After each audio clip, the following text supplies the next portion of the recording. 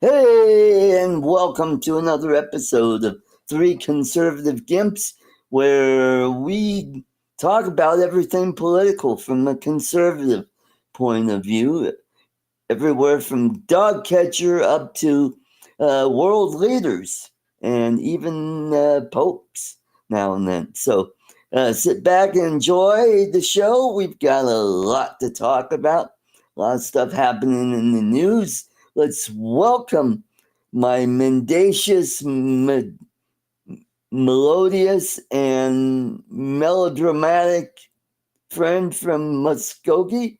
It's Lloyd and I. Welcome. Hello, Art. How about hi to everybody in the chat if you're watching? Yeah. Looks like Brian's there. So, hello, Brian. So you got a fancy pipe there. What'd you get? Is that a meerschaum pipe? It's a meerschaum, but it's a meerschaum brand. Okay. It's called what's it called? Missouri Meerschaum. The guy's name that started this company back in the 1800s, his last name was Meerschaum, and he came here and he was a pipe maker, and he went into started looking around the hills, and all these farmers and stuff were smoking these corncob pipes, and of course he knew about them from wherever he was from, but he was the one who originated the original commercially produced corncob pipe. Oh, okay. All right. Yeah. Well, you know what general is famous for MacArthur? Smoking? They actually make one called the General, and it's about this damn tall. Okay. Yep. They're the company that made them. Oh. They're the ones. They are the company that made most of the. You go to if you go to any of the old. If you go to Branson, Missouri, or go to any of those museums, Dollywood, you're going to find this brand of pipe in there. It's called the Missouri Meerschaum. It's made over here in Missouri. It's American made, and all they make these, and they make about four different other hardwood pipe, or not hardwood. Well, yeah, they're a hardwood, but they're a basic pipe. They're just these can be smoked every day, and 2 or 3 times a day, whereas the briarwoods, you need to let them rest about every other day. Okay. All right. Interesting. All right. Let's welcome all the way from the blue state of New York, where he's got water, but his ideas are not all wet. So let's welcome Charles. Welcome. Hey, Art. Hey, Lloyd. Hey, Charles. How you doing? Howdy. And how's the weather in your neck of the woods? Kind of glum today. Yeah. Most, I was about to say hungover. Cloudy, not too warm. Overcast. Oh, yes. That's overcast. Yeah. Mm-hmm. Yeah. Well, that same here. It started off cloudy, and then it cleared up by around 2:00, and it warmed up, and nice day today. Got some rain last night, so the streets were wet when I got up this morning. So we needed the rain because we are in an alpine desert. So need all the moisture we could get. So, well, You can that's have some what's of ours. happening. Yeah. Yeah, you guys are downstream from us. We got the Arkansas River that runs through your neck of the woods. And Yeah, we got three major. Arkansas is one of the major tributaries, but yeah, we got three of them. They all meet here in Muskogee. okay. That's why we're called Three Rivers area. Okay. So that'd be the Arkansas, the Republican? Nope. No. The Arkansas, the Neosho or Grand, Oh, and the Verdigris, ah, which is, and okay. they're they supply our lakes around here, Okay. and plus we have the Illinois River here, Okay. and Cool. which runs into the Arkansas or the Verdigris. I can't remember now. Okay. Interesting. Interesting. But we've had rain. We're like last month was it looks like last month was the wettest month on record, and it looks like it's going to be it again this month too. We've had rain 2 or 3 days in a row, and then it stops for about a day, and then it starts back up again. So Wow. Wow. Alrighty, so let's get on the topic. So a federal judge has blocked Trump's tariffs. So it'll be an interesting showdown to see what kind of authority the judicial branch, or not, yeah, judicial branch has over the executive branch. I thought it was three co-equal branches. I didn't know one branch could stop the other branch. As far as I know, whatever Trump is doing is not unconstitutional. So I don't see what the foul ball is here. So enlighten me, Lloyd or Charles, if you have any opinion on that. Charles, I'll let you take this one. Well, it's fun. I looked this up earlier today, and the way it stands is Congress claims most authority to do tariffs. Right. However, there are a couple circumstances where the president does have the authority to levy tariffs, although he could potentially still be blocked by Congress. Now let me here we go. I'm reading from I'm reading from a website called usconstitution.net/executive tariff authority. Mm-hmm. And it says Section 232 of the Trade Expansion Act of 1962 enables the president to impose tariff if imports threaten national security following a thorough investigation. So he has the authority to write up this stuff about follow a thorough investigation. Because even though this is the sentiment of the country that imports from China, specifically China, because there's so many of them, pose a threat to national security,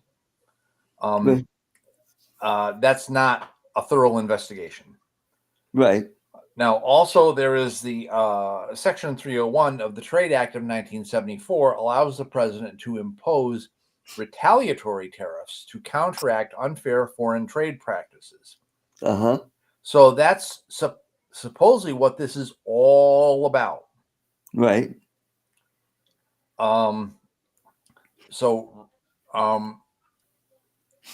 There's that's like they're only sort of out, but I do think it applies. Then let me see, there's one more thing here. International Emergency Economic Powers Act, the IEEPA, grants the president, and there's no date with this, grants the president authority to regulate commerce during national emergencies involving foreign threats, requiring a formal declaration. Now, I don't know if we could be considered in an emergency state. I don't think so. I think the second one fully applies. Says these powers are not absolute. The Supreme Court has consistently underscored the need for, and this is in quotes, intelligible principle guiding the exercise of any delegated authority. Because these three things that I've mentioned are areas in the law where Congress has delegated their authority to do tariffs to the president, to the executive branch. This judicial oversight ensures that the president's tariff-related powers align with congressional intent and constitutional mandates. While the president possesses significant authority to impose tariffs under certain conditions, this power is framed by statutory directives and constitutional principles that uphold the balance of powers. The legislative branch retains its critical oversight role, ensuring that tariffs are used judiciously in accordance with national interests and the rule of law. And then it goes on. I'm just going to sort of oversimplify thing here. It goes on to talk about potential reforms and challenges, although they are sort of hinting at maybe more power should be given back to Congress. Personally, I don't entirely agree with that. I think we need to start draining more power away from Congress and putting at least a little bit more power into the president's hands, because elsewise, is he just more than a figurehead? We need, the American people want a strong president who's going to get stuff done, even when they want the wrong stuff done, which is sad. Yeah.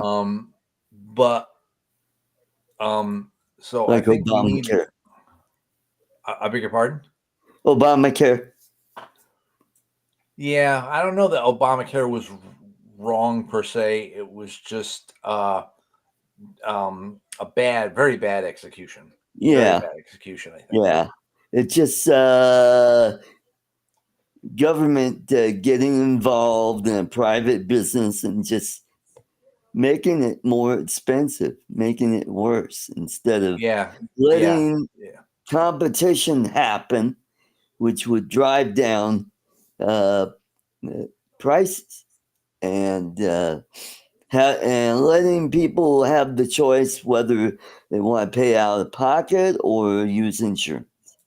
Because a lot of times it's cheaper to pay out of pocket. So, but circling back to our original discussion. Circle back as circling. Not like Jen Psaki circle back though. Yeah. Circling back to our original discussion. Right. I think it's clear that second thing that I brought up, the section, where did it go now? Well, anyways, that second one I mentioned, the Section 301 of the Trade Act of 1974.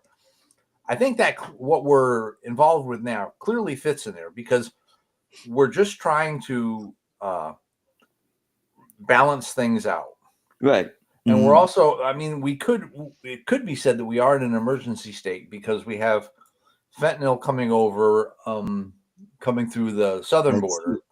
Right. And I'll probably never be able to find the video I watched the other day, but I watched a video the other day where, like I said, I probably won't be able to find it again, and I don't have exact figures, but well over half of the terrorists or suspected terrorists that are coming into this country are coming through the northern border. They're coming through Canada. Wow. Remember, that was one of the things that Trump said. He's like, we're going to tariff you because we want you to get your crap together, right. To Canada. We want you to get your crap together and put security at the border. And it looked like they were going to, okay, we'll go ahead and do that. They talked about all this money they were going to pour into increasing border security. And then I don't know what happened. All of a sudden, not like within 2 weeks, all of a sudden out of nowhere, the whole thing just mushroomed out of control. And you've got, Governor X Cokehead up in Toronto or wherever, or Ottawa, saying that he's going to cut off power to everybody in Michigan because Michiganders get a significant amount of their power from that Canadian power company. Right. And then nothing came of that.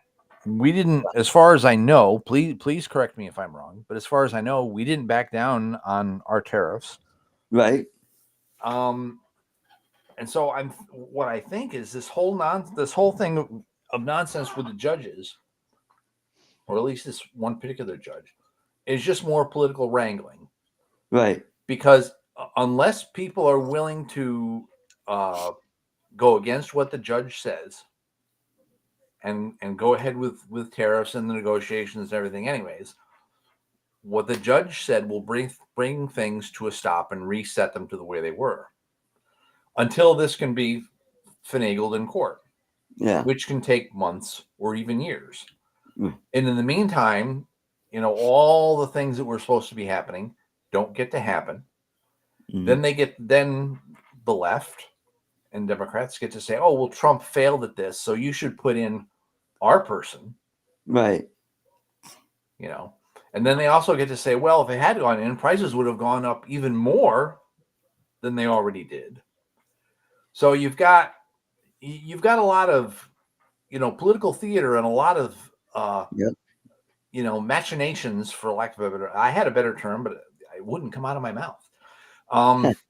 Machinations to stall and derail this whole process, right, and not allow the wins that we're seeking. Right. And that was done by design.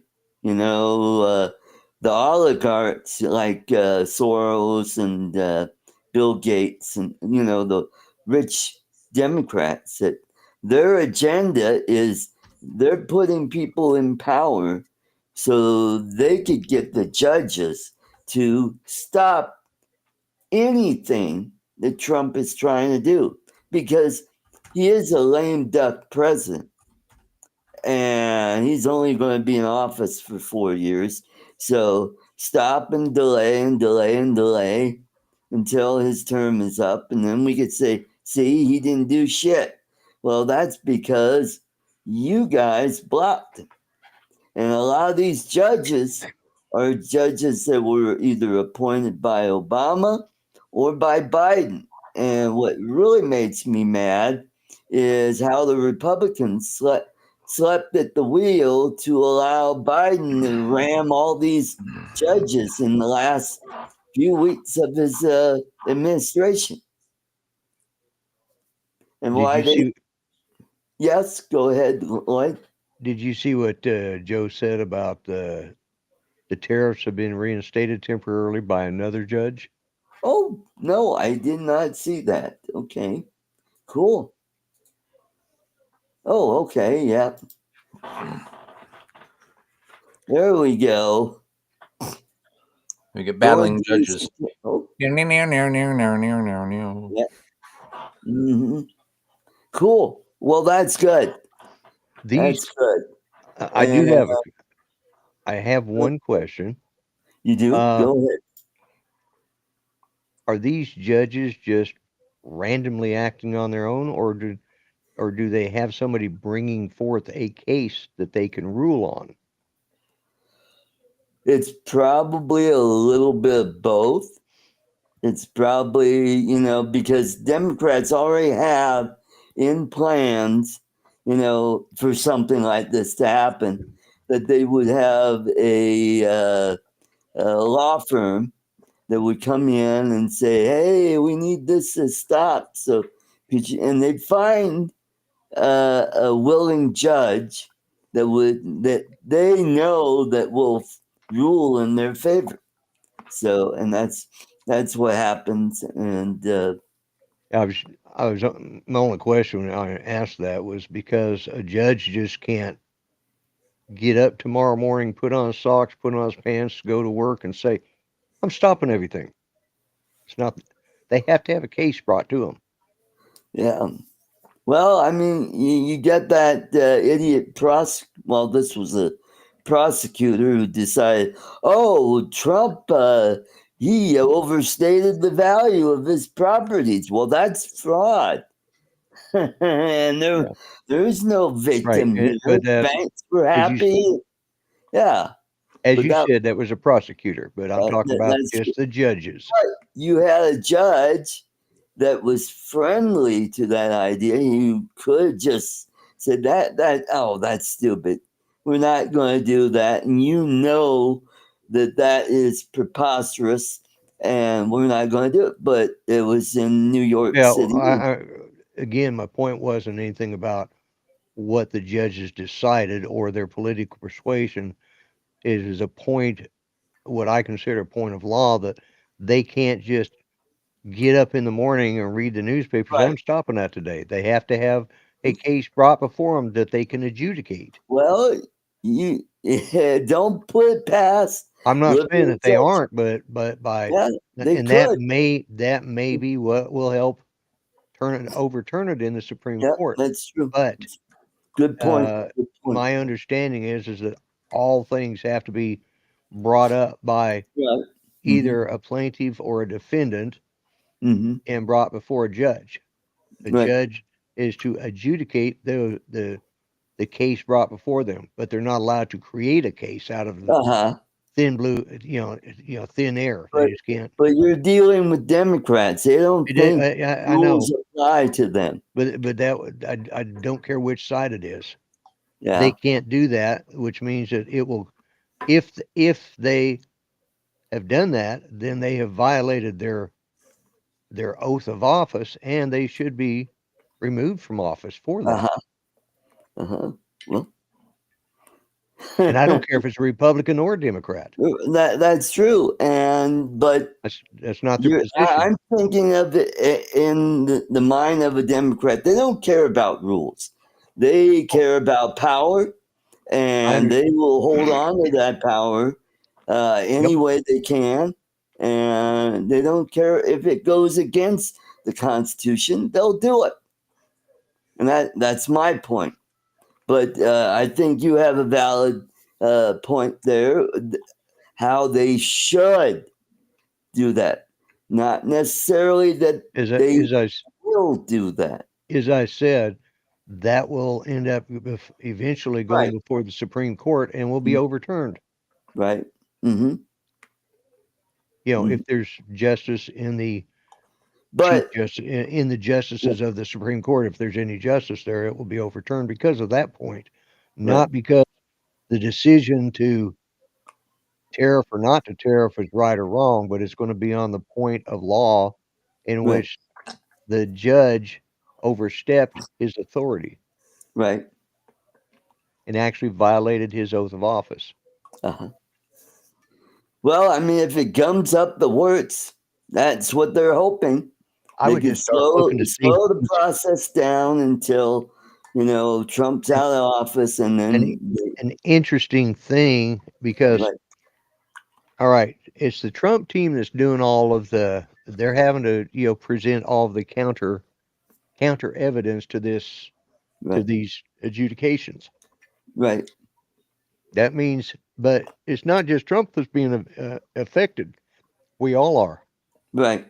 And I think if the Republicans, I'm talking about the conservative, the Republicans, whether you're anybody that's the party of common sense, the people of common sense that elected Donald Trump in this current group that we have in there now, if they all band together and brought a class action suit to counter that, then because that's in essence, maybe not a class. Well, it could be a class action, but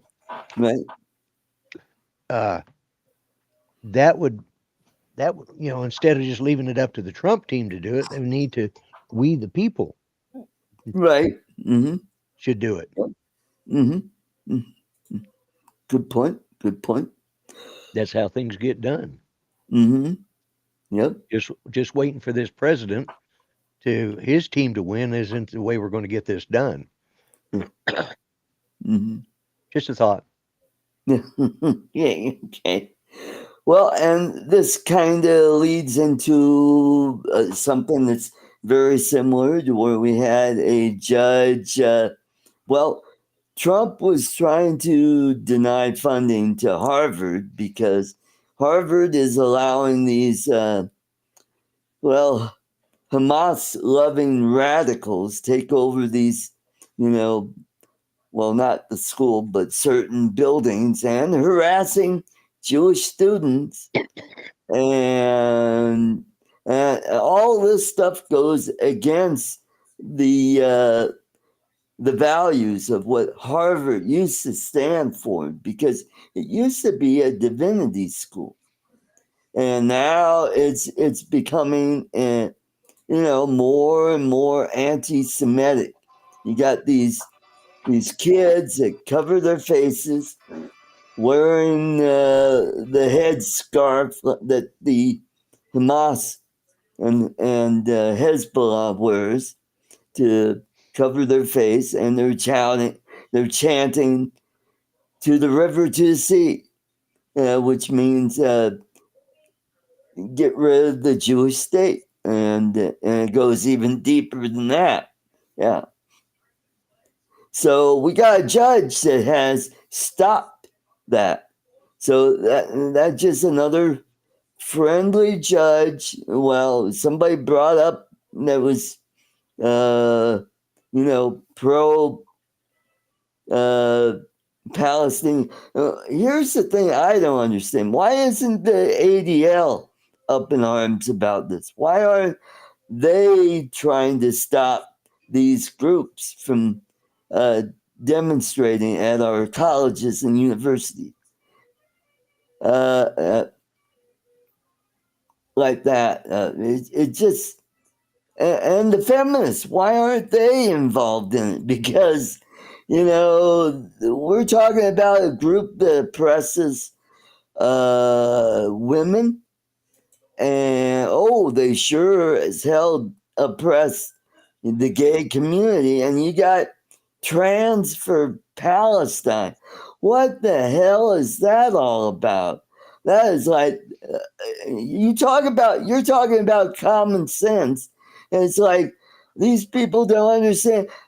These people throw gays off of buildings, and it just boggles my mind. And even my alma mater, Metropolitan State University, it has even had some demonstrations, pro-Hamas demonstrators. And it's like, man, I'm so glad I took my alma mater off of my LinkedIn and off of my Facebook page. I am so embarrassed about my alma mater. What it's become is this a sewer of anti-American hatred, instead of teaching kids to get a degree in a field that will help them to earn a good living.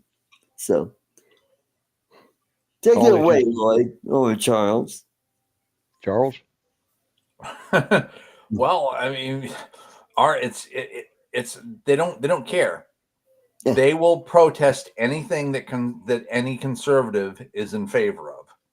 Right. If conservatives were in favor, and I'm sure we all would be, but if conservatives were publicly in favor of an easy, cheap miracle cure for cancer, yep, the left would be up in arms about it. Right. Mm-hmm. Yeah, because cancer has a right. Okay. They should survive, That would be genocide. Well, what they would just go, they would go, no, this cure is anti-science, which is the religion, which is really the religion of the far left. Right. They would say that goes against our religion of science, and you're a fool for wanting this quick and easy, cheap cure for cancer. Right. Even though it might save millions of lives, even if it would save one life, they always say, they'd be against it. You made one comment about colleges that is inaccurate at best. Okay. You said they should get back to where they were teaching these kids something that they could, teaching them how to perform in a field in which they can make a living. They haven't done that in 30 years, Oh 40, yeah, 50 that's years. yeah. It's nothing. It's Mhm. nothing more than a money grab. It's a Yep. way for parents to feel good about themselves because they got to send their kids to college. Right. It's a way to help colleges fund whatever Yeah. liberal point of view they've got. Mhm. There's nothing about a college education that qualifies anybody Mhm. to do anything that I would consider uh, a good living. As far as Right. that's you don't see these kind of protests at trade schools. No, that's true. That's true. That's like free those calipers. Free Yeah, those yeah. rulers. Welders against wigs. I don't know. Welders against yeah. Welders against Wiccans. Yeah, there you go. Yeah, So yeah. college. There's two things, and of course, over the last few years, I've become patently aware of it. And that was there's two institutions in our country that are both nothing more than giant Amway scheme. That's the medical field, Yeah. and that's the collegiate field. Right. The people on top get to send their kids to good schools. Poor people or people as average people like myself and you and yourselves and Mhm. most of our audience, we go wherever we can get them into that we can afford. Mhm. You know, this is how banks make money. They're making money off of the federal government by supporting student loans. You Right. know, Mhm. uh, And and that's what's driving up the costs of tuition is government getting involved in education and making it more and more expensive because banks now see it. Oh, there's a really good stream of revenue. We don't have to depend on parents. We could get it from the government. you know, Yeah, I have a son who works for the college system. He's the chief of police for their college system right. here in the state.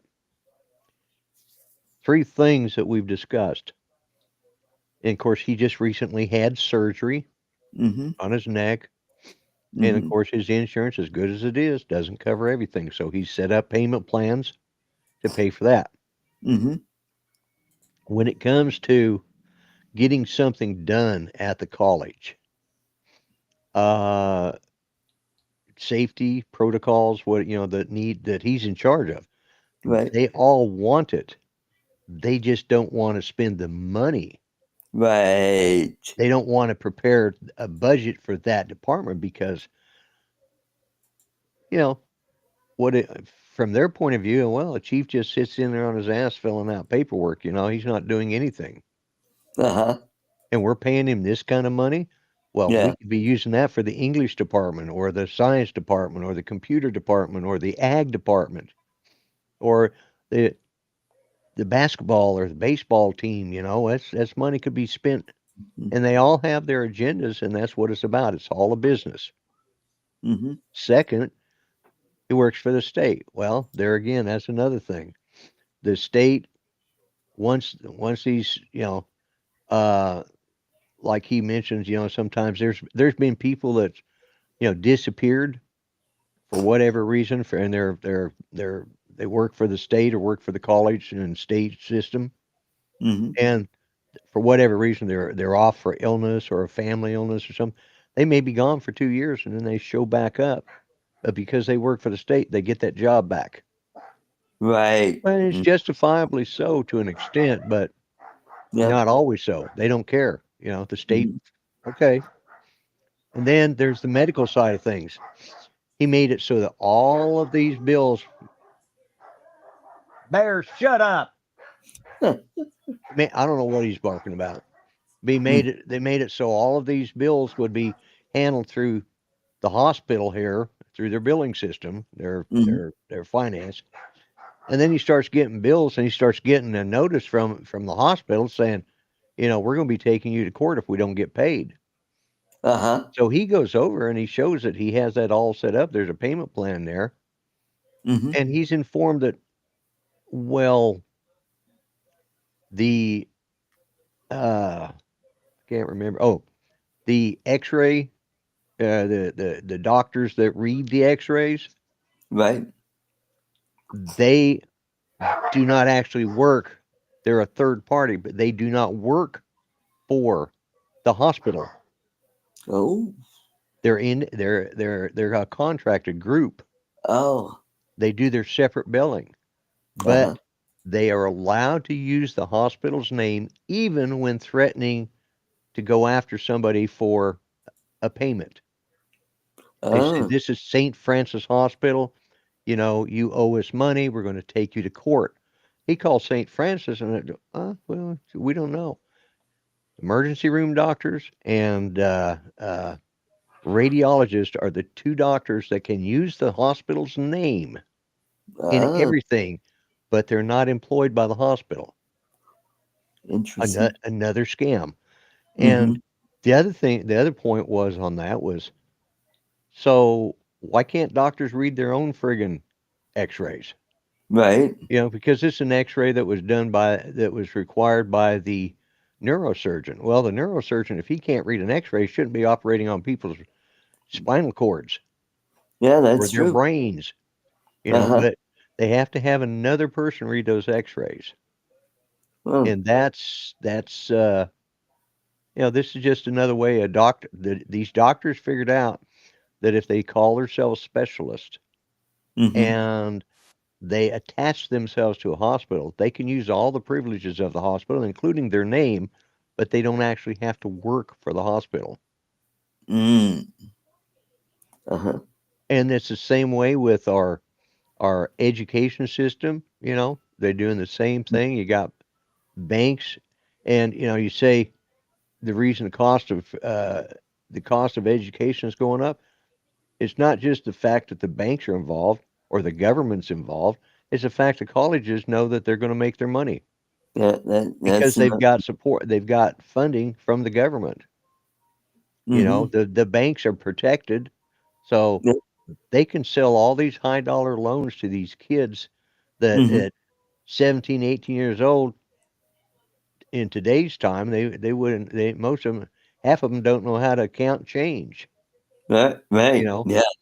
Unlike our generation, where we actually had to, by the time I was 18, I was already in the service. I was serving my country. I was raising a family. All before I was 19 years of age. Oh, by the way, I want to thank you for your service this past Memorial Day, and thank you for your support. I appreciate that. Yes, same for me, Lloyd. Thank you. Yeah, but this is what it's what it all comes down to. That's what my point was, is that colleges have been they're not in the business of education anymore, right? And they haven't been probably since Timothy Leary's day. Yeah. Yeah, you're right. And that's when it started. What really bugged me is when I first went to college, I was trying to get an associate degree at Oakland Community College when I lived in Michigan. And then my folks decided, we're going to move back to Denver. Oh, wonderful. Get back here. I had to wait 6 months so I could be a resident of Colorado. And then when I decided, hey, I wanted to go to, University of Colorado, Denver, they said, well, then I found out half of my credits wouldn't transfer. And boy, that just burned me up because I had to take those classes over again. And that's when I learned that it just becomes a big scam. And then once you graduate, do they have a placement service? Not when I was in school. They do now, but Nope. Not. It's like, hey, here you got a degree. Here's the newspaper. Here's the one ads. Good luck.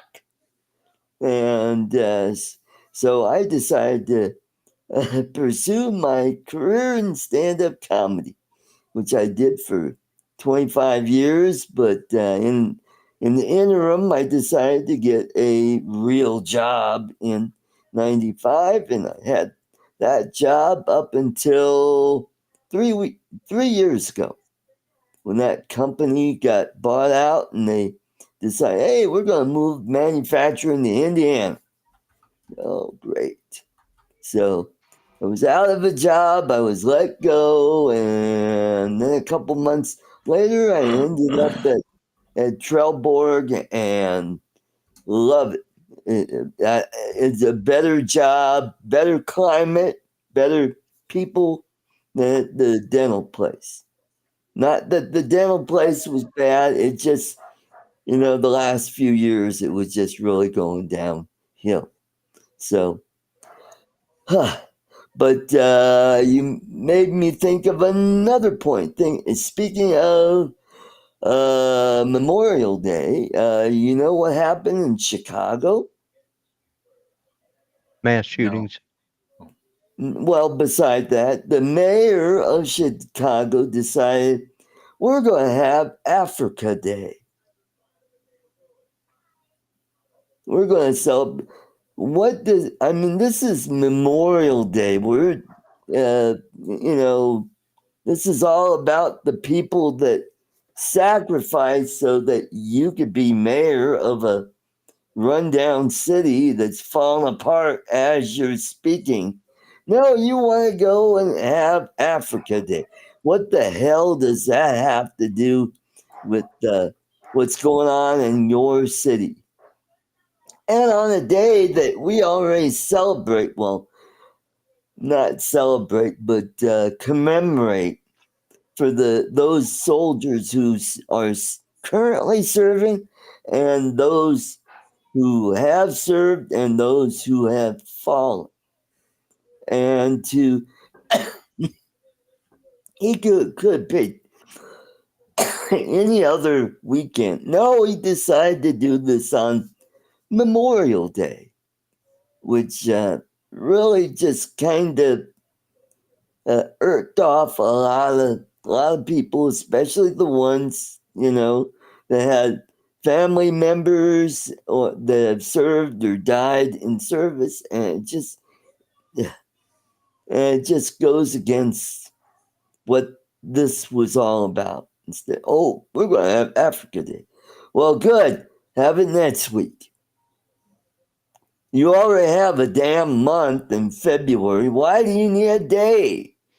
You got all 28 days in February, so why can't one of those be Africa Day? Okay. Oh, and also on another point about Memorial Day, in Arizona, there was a woman, the HOA told her to take down a banner that was in memorial for her brother, I think brother or son, that was killed in action back in, I think this was during the Iraq war. And they said, you got to take, all the other flags are fine. The American flag, the Arizona flag, but that's got to come down. And it's like, what's the big deal? Unless you got a bunch of Karens that don't like the fact that somebody has a banner up talking about their relative that died in service. I'm like, what the hell is going on with this country? Why people are just getting so, all up in arms about shit. I mean, it never used to be that way when we were kids, Lloyd. Well, although you're more the Well, you're a little bit older than me. Not a whole lot older, but I mean, it just seems like everybody is pissed off about something. Yeah, people they got to be angry about something, Mm-hmm. especially the liberals, Uh-huh. because if they're not angry, they really have no other purpose. There's no That's true. reason for liberals to exist because so they've got to find reasons to make themselves feel important and to feel like they have a reason for existing Mm-hmm. because they don't believe in anything. Right. They don't, they most of them, a good percentage of them are probably atheist. Right. Saying Mm-hmm. all of them, but there's a lot of them, which Uh-huh. that in itself requires a lot of belief not to believe in anything. I mean, Well, liberalism is a religion to them. that's true. And But they don't recognize that. yeah. They don't Mhm. realize. But yeah, Cool Cat says, yeah, we had something similar in the UK. Oh yeah. Made it illegal to fly in the capital city. Yeah. Well, you know, is the Union Jack not the flag official of the flag. United? Is it the official flag of the United Kingdom? Yep. Mm-hmm. Then I don't see how he can prevent that. But Yeah. Well, it's like I say, elections have consequences. So you got an Islamist mayor, you could do stuff. Just like the idiot in Chicago, the mayor of Chicago that wants Africa Day on the same day that's Memorial Day. No, he just wants his yeah, way of, kind of, screw it's just you. like I said, like I've said, like that joke. Mhm. The black Americans, they get a whole month. Yep. There's Gay Pride Month Yeah, Gay Pride Month. And Lincoln and in Washington, Washington. they They get only get one day, one and day. they have to share it. Yeah, if they blew each other, they'd probably get a whole month. That was my point. That was You're trying to say it so where I didn't say it the way I usually say it, so which I wouldn't have on this show. and that was by a comedian, Rob Schneider, Yep. who I got to perform with one time, many, many moons ago. This be 19, it was either 84 or 85. It was just before he got on Saturday Night Live. Yep. Yep. He was still touring. He was just still one of us plebe comedians. Mm-hmm. Yeah, thank you, Michael. That's what he said. It is. I knew it was. I just wanted to verify, which I find it hard to believe that they wouldn't allow that they would. Well, I was going to say is the Queen lives in Windsor though, doesn't she? She doesn't Yeah. live in London, Right. Mm-hmm. but I'm sure she has a residence in London. So when she goes there and they raise the flag, of course it'll be the Queen's flag, but they will also have a Union Jack in it. Would that Mm-hmm. preclude her from being able to fly that flag because she is, after all, just a citizen, Mm-hmm. Mm. technically. Yep.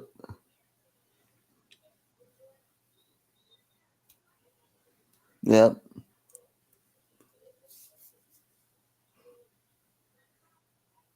Mm-hmm. Well said. Yep. Ah, Queen is dead, Lloyd.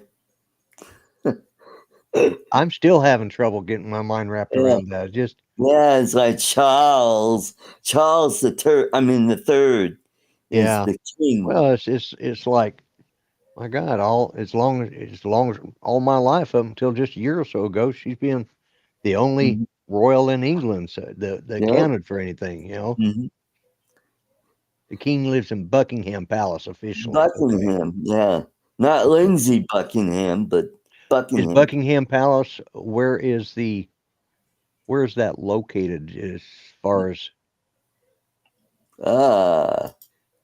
Okay. Thanks, Michael. I'm glad you forget too. Huh. See, I'm a Yank, so I'm not required to remember that crap anyways, but I appreciate it. I try to remember it. I don't know where. Buckingham Palace. Where is it? Oh, I believe it is in London. Yep, points of interest in London.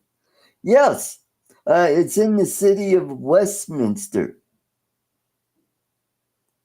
which is just west of the city of London. Yep. I'm with you there, Michael, because as the only monarch I knew, yeah. I remember my mother talking about King Edward's abdication, you know, because, you know, she was alive during that. Right. And it's like she would talk about it, and I was like, what? But, you know, they did teach that in history in grade school. When I went to school, they talked about it. Not all the nuances of it, but that he wanted to marry a divorcee and wasn't Yep. allowed to, so he stepped away. And that was, Right. you know, of course, everybody's like, "Oh, divorce, that's a bad thing." You know, when I was a kid, divorce was, yeah, not a big deal. It's given the heirs, is what the gang would say, and our gang. Remember, Little Rascals. Yeah. Yep. I was thinking my grandfather when Victoria was the queen. Yeah. Yeah, from both my grandfathers. Yeah, Victoria. Yep. Yeah, Victoria was the queen when both of them were born. Right. And then and both grandfathers saw from Victoria to George V, King Edward, George VII, or Edward VIII, I should say, George VI, I should correct that, and Queen Elizabeth. So they saw all of those monarchs in their lifetime. Both my grandfathers did, yeah. Yep. And my dad was around for Edward, George, and Elizabeth. Yeah. Yeah. Yeah, my dad was. Yeah, it would have been George let's see, with my dad.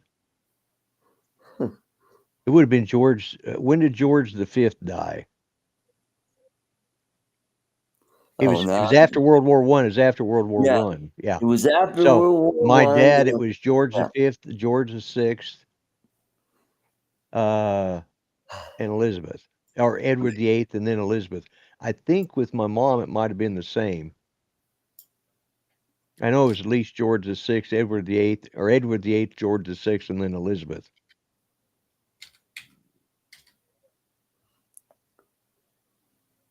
All right, you're making me pull it up. List of monarchs. Okay, well, 1936, Grant says. So yeah, that's when George VI. Okay, so that's right, because George V was from 1910 to 36. Right. Okay. Edward VIII was after that, and then George VI, and then Elizabeth. Yeah. So so my dad and mom both were from George V through Elizabeth II. And my grandfather was from Victoria to Edward VII, George VI, George V, or no, George Victoria, Edward VII, George V, Edward VIII, George VI, and Elizabeth II. Right. Not bad for somebody who's a Yank. I can remember all of their lineage. Well, you studied English Lit, didn't you? Wasn't that your English Lit and English History, yes. Yeah. That was, Uh-huh. but I haven't had to exercise my brain like that for those dates in a while. It's like, Right. yeah. So, but yeah, that's but yeah, but yeah, my both my grandfathers, because my one grandfather, my dad's dad was born in 1876, Oh, okay. and he was 20 years older than my other grandfather, who was born in 1896. Yeah, that was the year my grandfather was born. Yeah. Yeah. Yep. Yep. Yeah. But Yep. yeah, Yep. so my great grandfather, which, yeah, let's see, my great grandfather was, I think he was born before the Civil War. I know that much.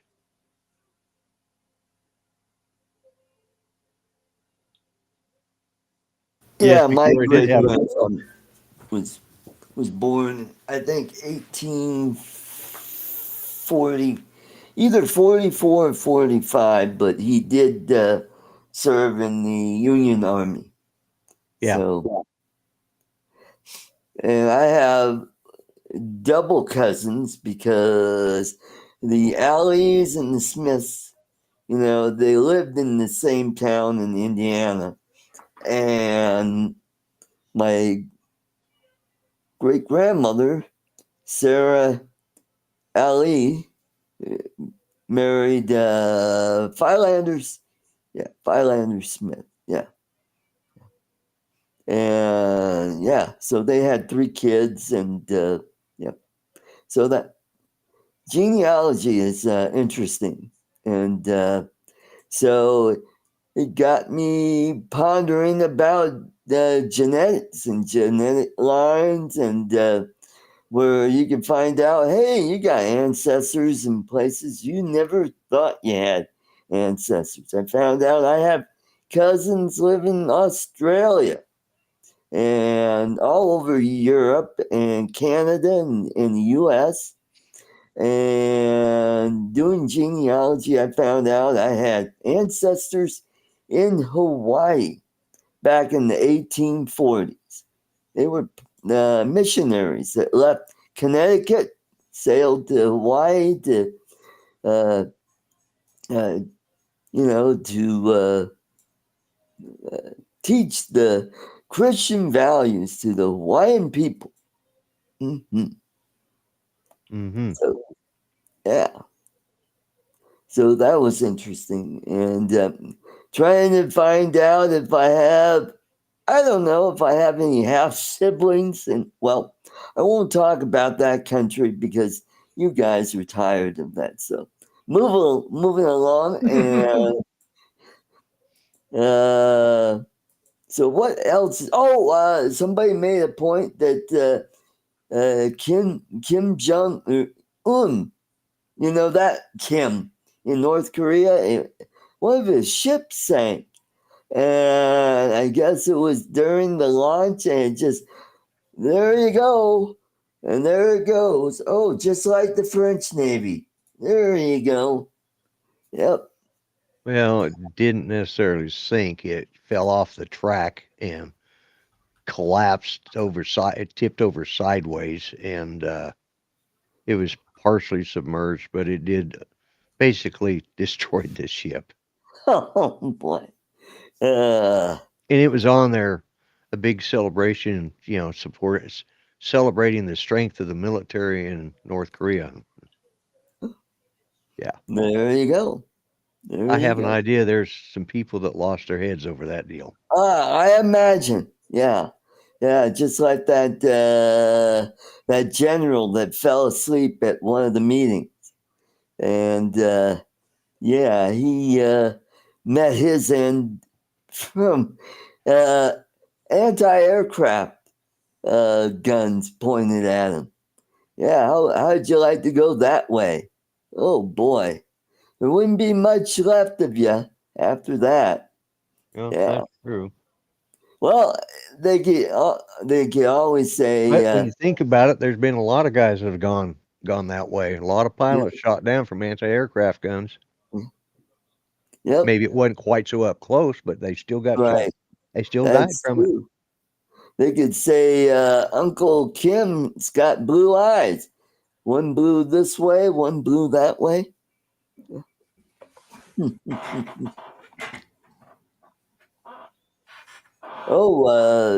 Birch Glacier collapse, drone footage. Oh, is that the glacier in, where was that? Was it Switzerland? There was a glacier that caused an avalanche that wiped out half a town up in the Alps. Yeah, I read about that. That was pretty interesting. All right, well, we managed to do an hour. We covered a whole bunch of stuff. I want to thank everybody in the chat for coming. Please tell your friends. Let's grow this channel. Don't forget my regular show on Friday nights. And I'm experimenting with doing a 1-hour show on Wednesday night, which is my original night. And I'm only doing it when Fly for Fun show is not on, which is every other week. And from what I hear, Johnny's not going to be on next week. So I will be filming that, and it'll just be Artco's special show. So nobody will be confused. It's not the Fly for Fun show. It's not those guys. It's not, anyhow, it's just me. The first show went fairly well. People liked it. I was just doing a solo show. So everybody take care. Have a great weekend. Don't forget Bill's show on Saturday and Lloyd's show on Monday. Take care, everybody. God bless. Good night. Good